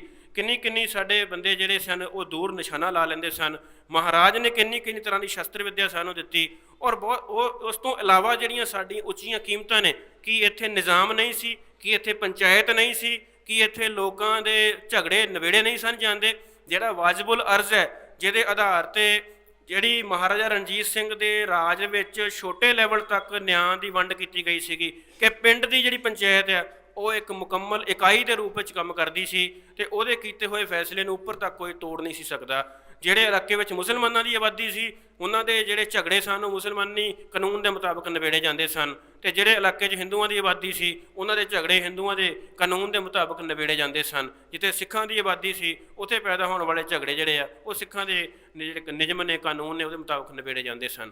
ਤਾਂ ਜਦੋਂ ਸਾਡੇ ਕੋਲ ਸਾਰੇ ਨਿਜ਼ਾਮ ਦੀ ਸਾਡੇ ਕੋਲ ਪ੍ਰਬੰਧ ਹੈਗਾ, ਸਾਡੇ ਕੋਲ ਹਿਕਮਤ ਦਾ ਪ੍ਰਬੰਧ ਹੈਗਾ, ਗਿਆਨ ਦਾ ਪ੍ਰਬੰਧ ਹੈਗਾ, ਜਿਵੇਂ ਲਾਈਟਨਰ ਦੀ ਕਿਤਾਬ ਆਈ ਹੈ ਉਹਨੇ ਲਿਖਿਆ ਕਿ ਇੰਡੀਜੀਨਸ ਸਿਸਟਮ ਜਿਹੜਾ ਸੀਗਾ ਐਜੂਕੇਸ਼ਨ ਦਾ, ਜਿਹੜਾ ਮਹਾਰਾਜਾ ਰਣਜੀਤ ਸਿੰਘ ਦੇ ਵੇਲੇ ਪੰਜਾਬ ਵਿੱਚ ਵਿੱਦਿਆ ਦਾ ਪ੍ਰਬੰਧ ਸੀਗਾ, ਉਹਨੇ ਸਕੂਲਾਂ ਦੀ ਗਿਣਤੀ ਲਿਖੀ ਹੈ, ਉਹਦੇ ਵਿੱਚ ਪੜ੍ਹਨ ਵਾਲੇ ਵਿਦਿਆਰਥੀਆਂ ਦੀ ਗਿਣਤੀ ਲਿਖੀ ਹੈ। ਈਵਨ ਕਿ ਉਹਨੇ ਇਹ ਲਿਖਿਆ ਕਿ ਉਸ ਵੇਲੇ ਇੱਥੇ ਬੱਚੀਆਂ ਜਿਹੜੀਆਂ ਬੀਬੀਆਂ ਨੇ ਉਹਨਾਂ ਦੀ ਪੜ੍ਹਾਈ ਦਾ ਪ੍ਰਬੰਧ ਸੀਗਾ। ਯੂਰਪ ਦੇ ਵਿੱਚ ਇਹ ਕਿੱਥੇ ਸੀਗਾ ਉਸ ਵੇਲੇ? ਯੂਰਪ ਦੇ ਭੇਡਾਂ ਚਾਰਨ ਵਾਲਿਆਂ ਦੀ ਸੱਭਿਅਤਾ ਸੀ ਉਸ ਵੇਲੇ, ਜਦੋਂ ਅਸੀਂ ਇੰਨੀ ਬੁਲੰਦ ਸੱਭਿਅਤਾ ਦੇ ਮਾਲਕ ਸੀ। ਤਾਂ ਇਹ ਦੋ ਸੱਭਿਅਤਾਵਾਂ ਦੇ ਭੇਡ ਦੇ ਤੌਰ 'ਤੇ ਵੀ ਇਹਨੂੰ ਵੇਖਣ ਦੀ ਲੋੜ ਹੈ। ਤੇ ਜਦੋਂ ਉਹ ਬਲੀ ਕੰਧਾਰੀ ਦਾ ਪੱਥਰ ਤੇ ਜਿਹੜੀ ਇਹ ਰੇਲ ਹੈ ਇਹਨੂੰ ਤੇ ਜਿਹੜਾ ਟੈਂਕ ਹੈ ਦਰਬਾਰ ਸਾਹਿਬ ਤੇ ਚੜ੍ਹ ਕੇ ਆਉਂਦਾ, ਉਹਨੂੰ ਅਸੀਂ ਇੱਕ ਧਾਰਾ ਵਿੱਚ ਰੱਖ ਕੇ ਵੇਖਦੇ ਹਾਂ ਤੇ ਇਹਨਾਂ ਤਿੰਨਾਂ ਦੇ ਸਾਹਮਣੇ ਖੜਾ ਹੋਇਆ ਸਿੱਖੀ ਦਾ ਸਿਦਕ ਤੇ ਸਿਰੜ ਦੇਖਦੇ ਹਾਂ ਤੇ ਗੱਲ ਹੋਰ ਤਰ੍ਹਾਂ ਸਮਝ ਆਉਂਦੀ ਹੈ। ਫਿਰ ਉਹ ਪੰਕਤੀ ਤੇ ਆਉਂਦੇ ਹਾਂ ਕਿ ਸੇ ਅੱਖੜੀਆਂ ਬਿਆਨ ਜਿਨ੍ਹਾਂ ਦੇ ਸੰਦੋ ਮਹਾਂਪੀਰੀ, ਇਹ ਸਧਾਰਨ ਅੱਖਾਂ ਦੇ ਨਾਲ ਇਹ ਦੁਨੀਆ ਉਵੇਂ ਦਿਸੇਗੀ ਜਿਵੇਂ ਦਿਖਾਈ ਜਾ ਰਹੀ ਹੈ, ਪਰ ਸਿੱਖ ਨੂੰ ਆਪਣੇ ਸਿਰੜ ਤੇ ਸਿਦਕ ਕਰਕੇ ਤੇ ਉਸ ਧਿਆਨੀ ਸੁਰਤ ਦਾ ਕਰਕੇ ਇਹਦੇ ਅੰਦਰ ਚੱਲ ਰਹੀ ਬੁਰਾਈ ਦਾ ਪਤਾ ਲੱਗ ਜਾਂਦਾ ਹੈ। ਆਮ ਅੱਖ ਨੂੰ ਉਹਦਾ ਨਹੀਂ ਪਤਾ ਲੱਗ ਸਕਦਾ, ਉਹ ਸਿਰਫ ਸਿੱਖ ਨੂੰ ਪਤਾ ਲੱਗ ਸਕਦਾ ਹੈ, ਕਿਉਂਕਿ ਸਿੱਖ ਦੀ ਸੁਰਤ ਦੇ ਉੱਤੇ ਬਖਸ਼ਿਸ਼ ਹੋ ਜਾਂਦੀ ਹੈ ਅਕਾਲ ਪੁਰਖ ਦੀ। ਸ਼ਬਦ ਦੇ ਨਾਲ ਉਹ ਸੁਰਤ ਜਿਹੜੀ ਹੈ ਉਹ ਬੁਲੰਦ ਹੋ ਜਾਂਦੀ ਹੈ, ਉਹਦੀ ਅਕਲ ਜਿਹੜੀ ਉਹ ਲਤੀਫ ਹੋ ਜਾਂਦੀ ਹੈ। ਜਿਵੇਂ ਫਰੀਦ ਸਾਹਿਬ ਕਹਿੰਦੇ ਹੈ ਵੀ ਜਿਹੜੀ ਅਕਲ ਹੈ ਉਹਦੀ ਲਤੀਫੀ ਦੇ ਵਿੱਚ ਜਾਣਾ ਹੈ, ਤੇ ਜਦੋਂ ਅਕਲ ਲਤੀਫ ਹੋ ਜਾਣੀ ਹੈ ਤੇ ਫਿਰ ਉਹਨੇ ਕੀ ਕਰਨਾ ਹੈ। ਤਾਂ ਅੱਗੇ ਜਿਹੜੀ ਇਹ ਸਾਰੀ ਸਾਡੀ ਨੈਤਿਕਤਾ ਆ ਜਿਹਦੇ ਤੋਂ ਕਾਨੂੰਨ ਬਣਦਾ ਹੈ, ਉਹ ਕਾਨੂੰਨ ਸਾਰੇ ਜਿਹੜੇ ਨੇ ਮਾਡਰਨ ਏਜ ਦੇ ਵਿੱਚ ਜੇ ਅਸੀਂ ਰੂਲ ਆਫ ਲਾ ਦੇ ਅਧੀਨ ਰਹਿਣਾ ਤੇ ਫਿਰ ਸਾਡੇ ਰੂਲ ਦੇ ਜਿਹੜਾ ਲਾ ਹੋਏਗਾ ਉਹਦੀ ਐਥਿਕਸ ਜਿਹੜੀ ਹੋਏਗੀ, ਉਹਦੇ 'ਚ ਨਿਆਂ ਜਿਹੜਾ ਹੋਏਗਾ, ਉਹਦੀ ਨੈਤਿਕਤਾ ਜਿਹੜੀ ਹੋਏਗੀ, ਉਹਦਾ ਆਧਾਰ ਗੁਰੂ ਗ੍ਰੰਥ ਸਾਹਿਬ ਹੋਏਗਾ, ਨਾ ਕਿ ਕੋਈ ਪੱਛਮੀ ਸੱਭਿਅਤਾ ਹੋਏਗੀ। ਤਾਂ ਇਹ ਜਿਹੜੀ ਚੀਜ਼ ਹੈ ਜਦੋਂ ਅਸੀਂ ਆਪਣੀ ਹਕੂਮਤ ਨੂੰ ਪੈਰਾਂ ਸਿਰ ਕਰਨ ਦੇ ਲਈ ਤੁਰਾਂਗੇ ਤੇ ਜਿਹੜੀ ਹੁਣ ਦੇ ਸਮੇਂ ਵਿੱਚ ਭਾਸ਼ਾ ਦੇ ਵਿੱਚ ਆਈ ਹੋਈ ਤਬਦੀਲੀ ਹੈ, ਜਿਹਦੇ ਕਰਕੇ ਸਾਡੇ ਬੱਚਿਆਂ ਨੂੰ ਗੱਲ ਇਸ ਤਰ੍ਹਾਂ ਸਮਝ ਆਉਂਦੀ ਹੈ ਕਿ ਇਹ ਜਿਹੜਾ ਸਿੱਖਾਂ ਦਾ ਰਾਜ ਹੋਏਗਾ ਉਹ ਕਿਹੋ ਜਿਹਾ ਹੋਏਗਾ, ਫਿਰ ਉਹਦੇ ਲਈ ਆਧਾਰ ਇੱਥੋਂ ਮਿਲਣਗੇ ਜਦੋਂ ਅਸੀਂ ਇਹ ਚੀਜ਼ਾਂ ਦੱਸਾਂਗੇ ਕਿ ਸਾਡੇ ਪੁਰਖਿਆਂ ਨੇ ਰਾਜ ਕੀਤਾ ਹੋਇਆ ਉਹ ਕਿਹੋ ਜਿਹਾ ਰਾਜ ਸੀਗਾ, ਤੇ ਉਹਦੇ ਵਿੱਚ ਨਿਆਂ ਕਰਨ ਦੇ ਲਈ ਤੇ ਪਦਾਰਥ ਦੀ ਵੰਡ ਕਰਨ ਦੇ ਲਈ, ਪਦਾਰਥ ਨਾਲ ਮਨੁੱਖ ਦਾ ਰਿਸ਼ਤਾ ਘੜਨ ਦੇ ਲਈ ਕਿਹੜਾ ਫਲਸਫਾ, ਕਿਹੜਾ ਗਿਆਨ, ਕਿਹੜੀ ਦ੍ਰਿਸ਼ਟੀ ਕਾਰਜਸ਼ੀਲ ਸੀ, ਤੇ ਉਹਦਾ ਦੁਨੀਆ ਦੀਆਂ ਕਿਹੜੀਆਂ ਦ੍ਰਿਸ਼ਟੀਆਂ ਦੇ ਨਾਲ ਟਕਰਾਅ ਹੋ ਚੁੱਕਿਆ ਹੈ। ਇਹ ਟਕਰਾਅ ਅਸੀਂ ਇਸਲਾਮ ਨਾਲ ਵੀ ਦੇਖਦੇ ਹਾਂ, ਇਹ ਟਕਰਾਅ ਅਸੀਂ ਕ੍ਰਿਸਚਨ ਹਕੂਮਤ ਜਿਹੜੀ ਹੈ, ਬ੍ਰਿਟਿਸ਼ਰ ਹਕੂਮਤ ਹੈ, ਉਹਦੇ ਨਾਲ ਵੀ ਦੇਖਦੇ ਹਾਂ। ਇਹ ਟਕਰਾਅ ਅਸੀਂ ਜਿਹੜੀ ਬ੍ਰਾਹਮਣੀ ਬਿੱਪਰ ਦੀ ਦਿੱਲੀ ਤਖਤ ਦੀ ਹਕੂਮਤ ਹੈ ਉਹਦੇ ਨਾਲ ਵੀ ਦੇਖਦੇ ਹਾਂ, ਕਿਉਂਕਿ ਜਿਹੜਾ ਬਿੱਪਰ ਤਖਤ ਹੈ ਇਸ ਵੇਲੇ ਦਿੱਲੀ ਦਾ ਤਖਤ ਹੈ, 1947 ਤੋਂ ਬਾਅਦ ਜਿਹੜਾ ਇਹ ਹਿੰਦੁਸਤਾਨ ਦੇ ਸੰਵਿਧਾਨ ਦੇ ਨਾਲ ਹਿੰਦੁਸਤਾਨ ਦੀਆਂ ਵੱਖ-ਵੱਖ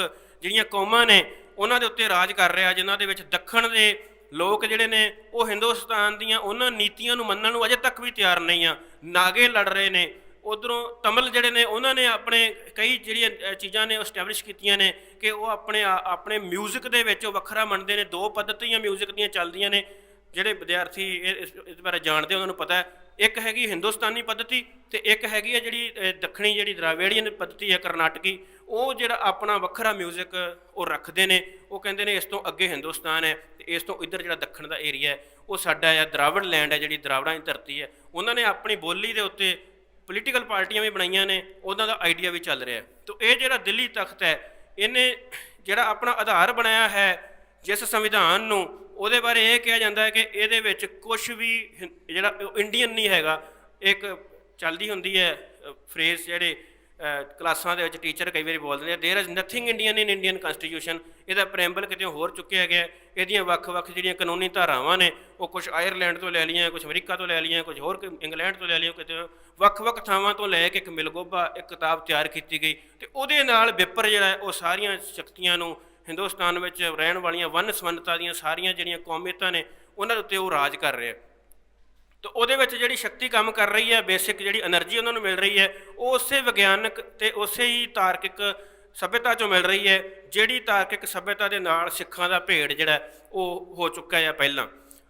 ਤਾਂ ਇਸ ਕਰਕੇ ਇਹਦੇ ਨਾਲ ਭੇੜ ਸਾਡਾ 1984 'ਚ ਵੀ ਹੋਇਆ ਅਤੇ ਆਉਣ ਵਾਲੇ ਸਮੇਂ ਵਿੱਚ ਇਹਦੀ ਫੇਰ ਸੰਭਾਵਨਾ ਵਧੇਗੀ, ਕਿਉਂਕਿ ਇਹਦੀਆਂ ਜਿਹੜੀਆਂ ਮਾਨਤਾਵਾਂ ਨੇ ਇਹਦੇ ਵਿੱਚ ਜਿਹੜੀ ਮਨੁੱਖ ਦੀ ਘਾੜਤ ਹੋ ਰਹੀ ਹੈ ਉਹ ਵੱਖਰੀ ਤਰ੍ਹਾਂ ਨਾਲ ਹੋ ਰਹੀ ਹੈ। ਤੇ ਜਦੋਂ ਸਿੱਖ ਦੀ ਸੁਰਤ ਜਾਗਦੀ ਹੈ ਤਾਂ ਉਹ ਫਿਰ ਇਹਦੇ ਪ੍ਰਤੀ ਚੇਤੰਨ ਹੁੰਦਾ ਹੈ ਤੇ ਉਹ ਇਹਦੇ ਨਾਲ ਟਕਰਾਉਂਦਾ ਤੇ ਉਹਨੇ ਟਕਰਾਉਣਾ ਹੀ ਆ।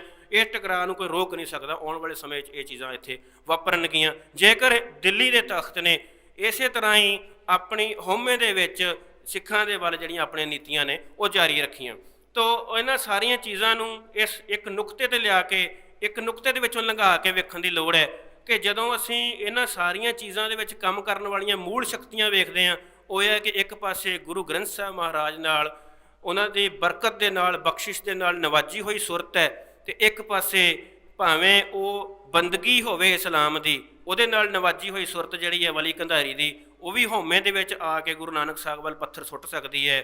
ਤੇ ਭਾਵੇਂ ਉਹਦੇ ਵਿੱਚ ਜਿਹੜੇ ਲੋਕ ਆਪਣੇ ਆਪ ਨੂੰ ਦਾਅਵਾ ਕਰਦੇ ਨੇ ਕਿ ਅਸੀਂ ਰੂਲ ਆਫ ਲਾ ਲੈ ਕੇ ਆਏ ਤੇ ਉਹ ਰੂਲ ਆਫ ਲਾ ਦੇ ਨਾਲ ਉਹਨਾਂ ਨੇ ਸਾਡੀ ਸੱਭਿਅਤਾ ਨੂੰ ਬਦਲ ਦਿੱਤਾ ਤੇ ਇੱਥੇ ਚੱਲ ਰਹੇ ਸਾਰੇ ਇੰਤਜ਼ਾਮੀਆ ਪ੍ਰਬੰਧ ਜਿਹੜੇ ਸਨ ਉਹਨਾਂ ਨੂੰ ਮੇਸ ਦਿੱਤਾ ਤੇ ਉਹ ਆਪਣੇ ਆਪ ਨੂੰ ਬੜੇ ਐਥੀਕਲ ਤੇ ਬੜੇ ਸੁਧਰੇ ਹੋਏ ਤੇ ਬੜੀ ਉੱਚੀ ਸੱਭਿਅਤਾ ਦੇ ਵਾਰਸ ਉਹ ਕਹਿੰਦੇ ਸਨ ਵੀ ਗੋਰੇ ਜਿਹੜੇ ਕਿ ਸਾਡੀ ਸੱਭਿਅਤਾ ਜਿਹੜੀ ਹੈ ਉਹ ਇੰਨੀ ਉੱਚੀ ਹੈ ਕਿ ਅਸੀਂ ਬਾਕੀ ਲੋਕਾਂ ਨੂੰ ਹੁਣ ਉਚਾਈ 'ਤੇ ਲੈ ਕੇ ਜਾਣ ਲਈ ਆਪਣੇ ਮੋਢਿਆਂ 'ਤੇ ਭਾਰ ਸਮਝਦੇ ਹਾਂ। ਉਹਨਾਂ ਨੇ ਵਾਈਟ ਮੈਨਸ ਬਰਡਨ ਕਿਹਾ ਕਿ ਸਾਡੇ ਮੋਢਿਆਂ 'ਤੇ ਹੁਣ ਭਾਰ ਹੈ ਕਿ ਅਸੀਂ ਬਾਕੀ ਲੋਕਾਂ ਨੂੰ ਵੀ ਇਸ ਤਰ੍ਹਾਂ ਉਚਾਈ 'ਤੇ ਲੈ ਕੇ ਜਾਈਏ, ਇਹਨਾਂ ਨੂੰ ਸਿਖਾਈਏ। ਇਹ ਲੋਕ ਇੰਨੇ ਪੜ੍ਹੇ ਹੋਏ ਨਹੀਂ ਆ, ਇਹਨਾਂ ਦਾ ਜਿਹੜਾ ਦਿਮਾਗੀ ਪੱਧਰ ਹੈ ਇੰਨਾ ਉੱਚਾ ਨਹੀਂ ਹੈ। ਅਸੀਂ ਆਪਣੀ ਸਿੱਖਿਆ ਦੇ ਨਾਲ ਆਪਣੇ ਵਿਗਿਆਨ ਦੇ ਨਾਲ ਇਹਨਾਂ ਦਾ ਦਿਮਾਗੀ ਪੱਧਰ ਉੱਚਾ ਕਰਾਂਗੇ। ਇਸ ਕਰਕੇ ਸਾਡਾ ਇਹਨਾਂ ਉੱਤੇ ਰਾਜ ਕਰਨ ਦਾ ਜਿਹੜਾ ਉਹ ਨੈਤਿਕ ਤੌਰ 'ਤੇ ਸਿੱਧ ਹੋ ਜਾਂਦਾ ਹੈ ਅਧਿਕਾਰ। ਤਾਂ ਉਹ ਜਿਹੜੀ ਸੱਭਿਅਤਾ ਆ ਉਹ ਵੀ ਸਿੱਖਾਂ ਦੇ ਵੱਲ ਇਸ ਤਰ੍ਹਾਂ ਲੋਹੇ ਦੀ ਭਾਰੀ ਭਰਕਮ ਰੇਲ ਜਿਹੜੀ ਆ ਉਹ ਰੇੜਦੇ ਆਉਂਦੇ ਤੇ ਉਹਦੀ ਬ੍ਰੇਕ ਨਹੀਂ ਲਾਉਂਦੇ ਤੇ ਉਹਨੂੰ ਆਗਿਆ ਨਹੀਂ ਦਿੰਦੇ ਕਿ ਉਹ ਪ੍ਰਸ਼ਾਦਾ ਛਕਾ ਸਕਣ। ਹੁਣ ਇੱਕ ਬਾਗ ਦੇ ਵਿੱਚੋਂ ਜੰਗਲ ਦੇ ਵਿੱਚੋਂ ਕਿੱਕਰਾਂ ਦਾ ਉਹ ਜੰਗਲ ਸੀਗਾ, ਉਹਦੇ 'ਚ ਥੋੜ੍ਹਾ ਜਿਹਾ ਬਾਲਣ ਸਿੱਖਾਂ ਨੇ ਵੱਢ ਕੇ ਲਿਆਉਣਾ ਸੀ ਹਕੂਮਤ ਲਈ। ਉਹਨੂੰ ਕੋਈ ਬਹੁਤ ਵੱਡਾ ਕੋਈ ਮਸਲਾ ਨਹੀਂ ਸੀ ਪਰ ਹਕੂਮਤ ਨੇ ਉਹਨੂੰ ਮਸਲਾ ਬਣਾਇਆ ਤੇ ਉਹ ਸਿੱਖਾਂ ਨੂੰ ਬਹੁਤ ਜ਼ਿਆਦਾ ਤਸ਼ੱਦਦ ਦੇ ਵਿੱਚੋਂ ਲੰਘਾਇਆ। ਇਸੇ ਤਰ੍ਹਾਂ ਜਿਹੜੀ ਉਹ ਫੌਜ ਰੇਲ ਦੇ ਵਿੱਚ ਬਿਠਾ ਕੇ ਸਾਬਕਾ ਉਹੀ ਫੌਜੀ ਸਨ ਜਿਹੜੇ ਉਸੇ ਹੀ ਤਖਤ ਲਈ ਪਹਿਲਾਂ ਜਿਹੜੇ ਫੌਜ ਦੇ ਵਿੱਚ ਨੌਕਰੀ ਕਰਕੇ ਆਏ ਸਨ ਤੇ ਉਹ ਪੈਨਸ਼ਨਰ ਸਨ। ਹੁਣ ਦੇਖੋ ਜਿਹੜੀ ਹਕੂਮਤ ਹੁੰਦੀ ਹੈ ਉਹ ਆਪਣੇ ਅਧੀਨ ਨੌਕਰੀਆਂ ਕਰਨ ਵਾਲੇ ਬੰਦਿਆਂ ਦੇ ਪ੍ਰਤੀ ਕਿਹੜਾ ਰਵੱਈਆ ਰੱਖਦੀ ਹੈ, ਉਹ ਇਹ ਐਥਿਕਸ ਇੱਥੇ ਪਰਖਣੀ ਚਾਹੀਦੀ ਹੈ ਤੇ ਹਿੰਦੁਸਤਾਨ ਦੇ ਸਾਰੇ ਲੋਕਾਂ ਦੇ ਸਾਹਮਣੇ ਤੇ ਦੁਨੀਆ ਦੇ ਲੋਕਾਂ ਦੇ ਸਾਹਮਣੇ ਸਾਨੂੰ ਰੱਖਣੀ ਚਾਹੀਦੀ ਹੈ। ਭਈ ਤੁਸੀਂ ਦੱਸੋ ਜਿਹੜੇ ਆਪਣੀ ਨੌਕਰੀ ਕਰਨ ਵਾਲੇ ਸਾਬਕਾ ਪੈਨਸ਼ਨਰ ਫੌਜੀ, ਇੱਕ ਹੁੰਦਾ ਇੱਕ ਅਫਸਰ ਜਿਹੜਾ ਕਿਸੇ ਦਫ਼ਤਰ ਦੇ ਵਿੱਚ ਕਲਰਕ ਹੈ, ਉਹਦੀ ਜਾਨ ਨੂੰ ਕੋਈ ਖਤਰਾ ਨਹੀਂ। ਫੌਜੀ ਤੇ ਫੌਜ ਭਰਤੀ ਇਸ ਕਰਕੇ ਹੋਇਆ ਕਿ ਉਹ ਆਪਣੀ ਫਰਜ਼ ਨੂੰ ਨਿਭਾਉਂਦਿਆਂ ਹੋਇਆ ਸ਼ਹੀਦ ਹੋ ਸਕਦਾ ਹੈ। ਤੇ ਜਿਹੜੇ ਬੰਦੇ ਉਸ ਫੌਜ ਦੇ ਲਈ ਪਹਿਲਾਂ ਭਰਤੀ ਹੋਏ ਤੇ ਰਿਟਾਇਰ ਹੋ ਚੁੱਕੇ ਨੇ ਪੈਨਸ਼ਨਰ ਨੇ, ਉਹਨਾਂ ਦੇ ਪ੍ਰਤੀ ਹਕੂਮਤ ਦਾ ਰਵੱਈਆ ਕੀ ਹੈ ਕਿ ਉਹਨਾਂ ਨੂੰ ਪ੍ਰਸ਼ਾਦਾ ਨਹੀਂ ਛਕਣ ਦੇਣਾ ਚਾਹੁੰਦੇ ਤੇ ਜਿਹੜੇ ਉਹਨਾਂ ਨੂੰ ਪ੍ਰਸ਼ਾਦਾ ਛਕਾਉਣ ਲਈ ਬੈਠੇ ਨੇ ਉਹਨਾਂ ਨੂੰ ਰੇਲ ਦੇ ਥੱਲੇ ਦੇ ਕੇ ਦਰੜ ਦੇਣਾ ਚਾਹੁੰਦੇ ਨੇ। ਤੇ ਫਿਰ ਇਹਨਾਂ ਦੀ ਐਥਿਕਸ ਕਿੱਧਰ ਗਈ ਜਿਹਦਾ ਦਾਅਵਾ ਕਰਦੇ ਨੇ। ਤੇ ਉਹ ਸਾਰੀ ਉਹਨਾਂ ਦੀ ਜਿਹੜੇ ਰਾਜ ਦੇ ਵਿੱਚ ਸੂਰਜ ਨਹੀਂ ਛਿਪਦਾ ਉਹਦੇ ਵਿੱਚ ਪਈ ਹੋਈ ਉਹ ਹਉਮੈ ਤੇ ਉਹਦੇ ਵਿੱਚ ਪਏ ਹੋਏ ਉਹ ਸਾਰੇ ਐਬ ਜਿਹੜੇ ਨੇ ਉਹ ਸਿੱਖ ਫਿਰ ਆਪਣੀ ਸ਼ਹਾਦਤ ਦੇ ਕੇ ਪ੍ਰਗਟ ਕਰਦਾ। ਇਹ ਸਾਨੂੰ ਦੁਨੀਆ ਨੂੰ ਦੱਸਣ ਦੀ ਲੋੜ ਹੈ ਤੇ ਆਪਣੀ ਸੱਭਿਅਤਾ ਦੀ ਉਚਾਈ ਦੱਸਣ ਦੀ ਲੋੜ ਹੈ ਕਿ ਇਹ ਬੰਦੇ ਕਿਹੜੇ ਸਿਦਕ 'ਚੋਂ ਉਸ ਰੇਲ ਦੇ ਅੱਗੇ ਖੜੇ ਨੇ। ਉਹ ਸਿਦਕ ਉੱਥੋਂ ਹੀ ਆ ਰਿਹਾ ਜਿੱਥੋਂ ਬਾਬਾ ਨਾਨਕ ਉਸ ਪੱਥਰ ਦੇ ਅੱਗੇ ਖੜਾ ਸੀਗਾ ਤੇ ਉਹ ਡੋਲਿਆ ਨਹੀਂ ਤੇ ਉਹਨੇ ਪੱਥਰ ਨੂੰ ਥੰਮ ਦਿੱਤਾ। ਤੇ ਜਿਹੜਾ ਸਿੱਖਾਂ ਦਾ ਸਿਰੜ ਤੇ ਸਿਦਕ ਹੈ ਉਹ ਇਸ ਤਰ੍ਹਾਂ ਦੀ ਹਰੇਕ ਹਉਮੈ ਦੀ ਹਨੇਰੀ ਨੂੰ ਥੰਮ ਦੇਗਾ, ਹਰੇਕ ਯੁੱਗ ਵਿੱਚ ਥੰਮ ਦੇਗਾ। ਜਿਵੇਂ ਡਾਕਟਰ ਗੁਰਪ੍ਰੀਤ ਸਿੰਘ ਨੇ ਕਿਹਾ ਕਿ ਜਦੋਂ ਤਾਰਕਿਕ ਬੁੱਧੀ ਦਾ ਜ਼ੋਰ ਵਧਿਆ ਤੇ ਲੋਕਾਂ ਨੇ ਕਿਹਾ ਕਿ ਰੰਬੀ ਨਾ ਖੋਪਰ ਕਿਵੇਂ ਲਵਾਇਆ ਜਾ ਸਕਦਾ। ਇਹ ਮਨ ਘੜੰਤ ਗੱਲਾਂ, ਇਹ ਮਿੱਥਕ ਗੱਲਾਂ ਨੇ ਸਿੱਖਾਂ ਨੇ ਪ੍ਰਚਲਿਤ ਕਰਦੀਆਂ ਆਪਣੇ ਵਡੇਰਿਆਂ ਦੀ ਵਡਿਆਈ ਕਰਨ ਦੇ ਲਈ। ਤਾਂ ਸਿੱਖਾਂ ਨੇ ਉਸ ਯੁੱਗ ਦੇ ਵਿੱਚ ਉਸ ਜਿਹੜੀ ਤਾਰਕਿਕ ਬੁੱਧੀ ਹੈ ਉਹਦੇ ਨਾਲ ਬਣਾਈ ਹੋਈ ਰੇਲ ਦੇ ਸਾਹਮਣੇ ਆਪਣੀ ਦੇਹ ਨੂੰ ਢਾਹ ਕੇ ਖੜਾ ਕਰਕੇ ਦਿਖਾ ਦਿੱਤਾ ਕਿ ਸਿੱਖ ਹਰ ਯੁੱਗ ਦੇ ਵਿੱਚ ਇਸ ਤਰ੍ਹਾਂ ਕਰਕੇ ਵਿਖਾ ਸਕਦੇ। ਸ਼ਹਾਦਤਾਂ ਸੱਚੀਆਂ ਨੇ, ਸ਼ਹਾਦਤ ਦਾ ਮਤਲਬ ਹੀ ਗਵਾਹੀ ਹੈ, ਸ਼ਹਾਦਤ ਦਾ ਮਤਲਬ ਹੀ ਸੱਚਾਈ ਹੈ। ਤਾਂ ਉਹ ਜਿਹੜੀ ਭਾਈ ਕਰਮ ਸਿੰਘ ਜੀ, ਭਾਈ ਪ੍ਰਤਾਪ ਸਿੰਘ ਦੀ ਸ਼ਹਾਦਤ ਹੈ ਉਹ ਮਾਡਰਨ ਯੁੱਗ ਦੇ ਸਾਹਮਣੇ ਬਹੁਤ ਵੱਡਾ ਇੱਕ ਸਵਾਲ ਹੈ, ਜਿਸ ਸਵਾਲ ਨੂੰ ਸਾਨੂੰ ਵੱਡੇ ਪੱਧਰ 'ਤੇ ਦੁਨੀਆ ਦੇ ਸਾਹਮਣੇ ਉਠਾਉਣ ਦੀ ਲੋੜ ਹੈ। ਅੱਜ ਸਾਰੀ ਦੁਨੀਆ ਇੰਡੀਜਨਸ ਵੈਲਿਊਜ਼ ਵੱਲ ਮੁੜਨਾ ਸ਼ੁਰੂ ਕਰ ਚੁੱਕੀ ਹੈ। ਅਫਰੀਕਨਾਂ ਨੇ ਅਮਰੀਕਾ ਨੂੰ ਔਰ ਇੰਟਰਨੈਸ਼ਨਲ ਕਮਿਊਨਿਟੀ ਨੂੰ ਇਹ ਕਹਿਣਾ ਸ਼ੁਰੂ ਕਰ ਦਿੱਤਾ ਹੈ ਕਿ ਅਸੀਂ ਆਪਣੇ ਇੰਡੀਜਨਸ ਐਜੂਕੇਸ਼ਨ ਸਿਸਟਮ ਦੇ ਨਾਲ ਆਪਣਾ ਪ੍ਰਬੰਧ ਚਲਾਵਾਂਗੇ, ਅਸੀਂ ਆਪਣੀਆਂ ਇੰਡੀਜਨਸ ਵੈਲਿਊਜ਼ ਦੇ ਨਾਲ ਆਪਣਾ ਨਿਜ਼ਾਮ ਚਲਾਵਾਂਗੇ। ਸਾਨੂੰ ਤੁਹਾਡੀ ਇੰਡਸਟਰੀਲਾਈਜੇਸ਼ਨ ਦੀ ਲੋੜ ਨਹੀਂ, ਸਾਨੂੰ ਤੁਹਾਡੀਆਂ ਦਿੱਤੀਆਂ ਹੋਈਆਂ ਨੇ ਅੰਤਰਰਾਸ਼ਟਰੀ ਸੰਸਥਾਵਾਂ, UNO, ਵਰਲਡ ਬੈਂਕ, ਹੋਰ ਜਿੰਨੀਆਂ ਵੀ ਸਾਰੀਆਂ ਅੰਤਰਰਾਸ਼ਟਰੀ ਸੰਸਥਾਵਾਂ ਨੇ ਇਹਨਾਂ ਦੀ ਕੋਈ ਲੋੜ ਨਹੀਂ। ਸਾਡੇ ਤੋਂ ਦੂਰ ਰਹੋ, ਸਾਨੂੰ ਆਪਣੀ ਜ਼ਿੰਦਗੀ ਜੀਣ ਦਿਓ, ਸਾਨੂੰ ਕੁਦਰਤੀ ਜੀਵਨ ਜੀਣ ਦਿਓ ਜਿਹੜਾ ਅਸੀਂ ਜੀਣਾ ਚਾਹੁੰਦੇ ਹਾਂ। ਸਾਡੀ ਇੱਥੋਂ ਦੀ ਜਿਹੜੀ ਧਰਤੀ ਹੈ ਉਹਦੇ ਵਿੱਚੋਂ 8 ਕੁਇੰਟਲ ਕਣਕ ਨਿਕਲਦੀ ਸੀਗੀ ਇਹ 24 ਕੁਇੰਟਲ ਕਰਨ ਦੀ ਸਾਡੀ ਕੀ ਲੋੜ ਹੈ? ਸਾਡੀ ਕੋਈ ਲੋੜ ਨਹੀਂ ਅਸੀਂ ਇਹਨੂੰ 26 ਕੁਇੰਟਲ ਕਰੀਏ। ਇਹ ਹਿੰਦੁਸਤਾਨ ਦੇ ਬਾਕੀ ਲੋਕਾਂ ਦਾ ਢਿੱਡ ਭਰਨ ਲਈ ਹਿੰਦੁਸਤਾਨ ਨੇ ਸਾਡੇ 'ਤੇ ਇੱਕ ਗਲਤ ਪ੍ਰੋਜੈਕਟ ਲਾਗੂ ਕੀਤਾ, ਜਿਹਦੇ ਵਿੱਚ ਸਾਡੇ ਹੀ ਬੰਦੇ ਸ਼ਾਮਲ ਰਹੇ। ਸਾਡੇ ਬੰਦਿਆਂ ਨੂੰ ਪੜ੍ਹਾ ਕੇ ਉਹਨਾਂ ਦੇ ਕੋਲੋਂ ਗਲਤ ਚੀਜ਼ ਜਿਹੜੀ ਇੱਥੇ ਪ੍ਰੈਕਟਿਸ ਕਰਾਈ ਗਈ ਅਤੇ ਜ਼ੋਰ ਸ਼ੋਰ ਨਾਲ ਉਹਨੂੰ ਪ੍ਰਚਾਰਿਆ ਗਿਆ। ਇਹ ਪ੍ਰੋਜੈਕਟ ਜਿਹੜਾ ਗ੍ਰੀਨ ਰੈਵੋਲੂਸ਼ਨ ਦਾ ਪ੍ਰੋਜੈਕਟ ਆ, ਇਸ ਪ੍ਰੋਜੈਕਟ ਨੇ ਸਾਡੇ ਸੱਤਿਆਨਾਸ਼ ਕੀਤਾ ਸਾਰਾ ਇੱਥੋਂ ਦੀ ਜਿਹੜੀ ਧਰਤੀ ਹੈ ਅਤੇ ਇੱਥੋਂ ਦੇ ਕੁਦਰਤੀ ਸਰੋਤ ਹੈ। ਕਿਉਂਕਿ ਜਿਵੇਂ ਵਲੀ ਕੰਧਾਰੀ ਨੇ ਕੁਦਰਤੀ ਸਰੋਤਾਂ ਦੇ ਉੱਤੇ ਏਕਾਧਿਕਾਰ ਸਥਾਪਿਤ ਕੀਤਾ ਸੀਗਾ, ਉਸੇ ਤਰ੍ਹਾਂ ਹਿੰਦੁਸਤਾਨ ਦੀ ਮੌਜੂਦਾ ਸਰਕਾਰ ਵੀ ਇੱਥੋਂ ਦੇ ਕੁਦਰਤੀ ਸਰੋਤਾਂ ਦੇ ਆਪਣਾ ਏਕਾਧਿਕਾਰ ਸਮਝਦੀ ਹੈ। ਜਿਹੜਾ ਤੁਹਾਡਾ ਪਾਣੀ ਦਾ ਮਸਲਾ ਹੈ ਉਹ ਵੀ ਇਸ ਹਉਮੈ ਵਿੱਚ ਪਿਆ ਹੈ ਕਿ ਉਹ ਤੁਹਾਡੇ ਪਾਣੀਆਂ ਦੇ ਉੱਤੇ ਭਾਖੜਾ ਬਿਆਸ ਮੈਨੇਜਮੈਂਟ ਬੋਰਡ ਬਣਦਾ ਅਤੇ ਤੁਹਾਡੀ ਉਹ 'ਚ ਨੁਮਾਇੰਦਗੀ ਨਹੀਂ ਹੁੰਦੀ, ਜਾਂ ਉਸ ਪਾਣੀ ਨਾਲ ਬਣਨ ਵਾਲੀ ਬਿਜਲੀ ਨੂੰ ਤੁਸੀਂ ਆਪਣੀ ਮਰਜ਼ੀ ਨਾਲ ਨਹੀਂ ਵਰਤ ਸਕਦੇ ਅਤੇ ਤੁਹਾਨੂੰ ਉੱਥੋਂ ਝਾਰਖੰਡ ਤੋਂ ਬਿਹਾਰ ਤੋਂ ਕੋਲਾ ਲਿਆ ਕੇ ਇੱਥੇ ਆਪਣੀ ਬਿਜਲੀ ਬਣਾਉਣੀ ਪੈਂਦੀ ਹੈ। ਇਹ ਵੀ ਉਹ ਕੁਦਰਤੀ ਸਰੋਤਾਂ ਦੀ ਲੁੱਟ ਹੈ। ਜਦੋਂ ਤੁਹਾਡਾ ਪਾਣੀ SYL ਨਹਿਰ ਦੇ ਵਿੱਚ ਪਾ ਕੇ ਖੜਨ ਦੀ ਕੋਸ਼ਿਸ਼ ਕੀਤੀ ਜਾਂਦੀ ਹੈ, ਇਹ ਵੀ ਉਹ ਕੁਦਰਤੀ ਸਰੋਤਾਂ ਦੇ ਉੱਤੇ ਏਕਾਧਿਕਾਰ ਮੰਨਣ ਵਾਲੀ ਗੱਲ ਹੈ। ਜਦੋਂ ਤੁਹਾਡਾ ਪਾਣੀ ਇਹ ਜਿਹੜੀਆਂ ਇੰਦਰਾ ਗਾਂਧੀ ਅਤੇ ਜਿਹੜੀ ਨਹਿਰਾਂ ਬਣੀਆਂ ਨੇ, ਜਿਹੜੀਆਂ ਪਹਿਲਾਂ ਬੀਕਾਨੇਰ ਨੂੰ ਬਣੀਆਂ ਸੀਗੀਆਂ, ਬਾਅਦ 'ਚੋਂ ਉਹ ਦੋ ਬਣਾ ਕੇ ਉਹਨਾਂ ਨੇ ਸਾਰਾ ਪਾਣੀ ਉਹ ਲੈ ਕੇ ਜਾ ਰਹੇ ਨੇ ਭਾਖੜਾ ਦੇ ਆਪਣਾ ਬਿਆਸ ਦਾ ਅਤੇ ਸਤਲੁਜ ਦਾ ਹਰੀਕਿਆਂ ਤੋਂ। ਇਹ ਵੀ ਉਸੇ ਤਰ੍ਹਾਂ ਹੀ ਕੁਦਰਤੀ ਸਰੋਤਾਂ ਦੇ ਉੱਤੇ ਇੱਕ ਅਧਿਕਾਰ ਮੰਨਣ ਵਾਲੀ ਗੱਲ ਹੈ।